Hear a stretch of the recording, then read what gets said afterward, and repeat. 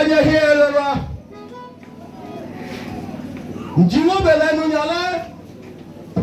Chaja waro ha gugu na. Mpai plegi e ure le mionga nga hola nga chumenga.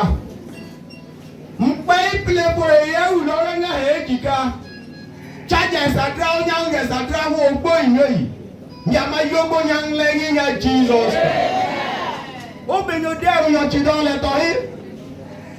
Hela nyang rupakejo nyanga.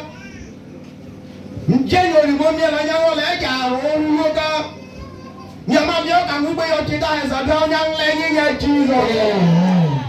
Ani nyang le kubo kale kuyo chaji yo chida wa mimi onyewe. Awo hola dugbe ni nyang ko menyele.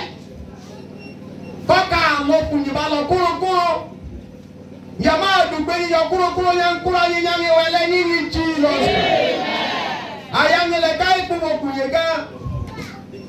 Chájì yòrò ìgbómi ọlọ́wọ́ ẹ̀ láì gbàgbọ́lá ká.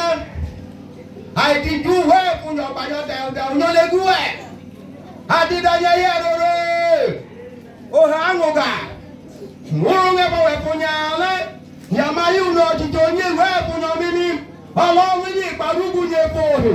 Ìyàwó dùgbẹ́ ní ìyàmùkúrá ní ìyàwó alẹ́lẹ́ ní ní Jesus. Adídá gbọ́ngàn ló yàwó ìjùmọ̀ ẹ̀kútù bọ̀lá. Àwọn àdánwò láàdùn ìyàwó yẹn tirẹ̀ pẹ́lẹ̀. Ẹ̀rọ láàdùn ọ̀rọ̀ ìyàwó ẹ̀. Àwọn èèyàn bẹ́ẹ̀ bí abíọ́lẹ̀ kàrọ̀ bàbá ìpínlẹ̀ ìyàwó kálẹ̀ ní ní Jesus. Bùkà kàwé àríwò lórí ní ẹ̀rọ láàdùn ọ̀rẹ́. Àmì kàkà wúrí àkàtọ̀ òde yìí tó yẹ pẹ́kálẹ̀ ní ní Jesus. Punyangele karugu nye fohe. Ambala hobala wo yero nye la le nyama karugu nye fohe le ni Jesus. Anukalo koro. Inyo kala. Le ni no mama hela Jesus Christ I rawo.